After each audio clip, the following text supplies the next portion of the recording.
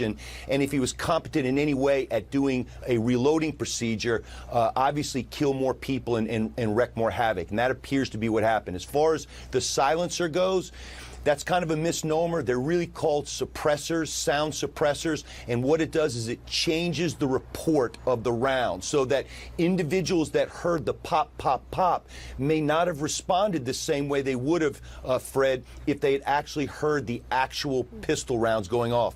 I think it wasn't until the police got on him and conducted that exchange of gunfire that a lot of people actually realized what was going on, Fred.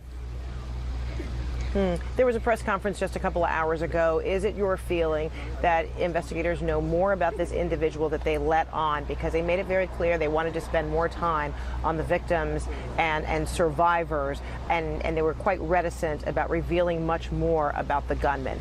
Is it your feeling that they do know, they have a fairly complete picture about that person's actions, who they are, the motivation? It's just that they're not willing or ready to reveal that? I agree with you 100%, Fred. And as I've said, they were masterful in how they interdicted the gunman and went to the scene. They went to the sound of the guns, which is what cops have to do now. They gave an initial press conference in the immediate aftermath of the actual shooting. That's to let the public know that the threat is down and that they do not fear that there are other gunmen out there or more danger.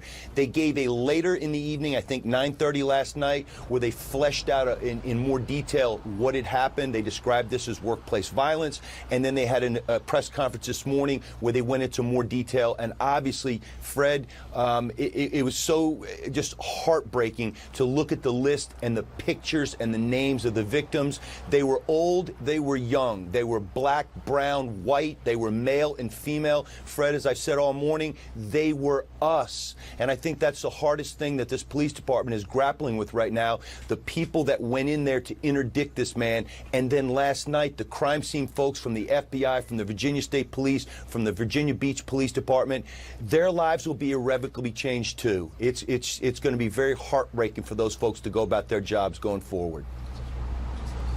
Yeah, and they were all public servants who have served between 11 months and 40 years. James Galliano, thank you so much.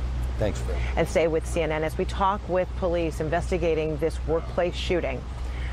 What have authorities so perplexed about the gunman's motive? I'm Frederica Whitfield. CNN's special coverage continues. PNC Bank has technology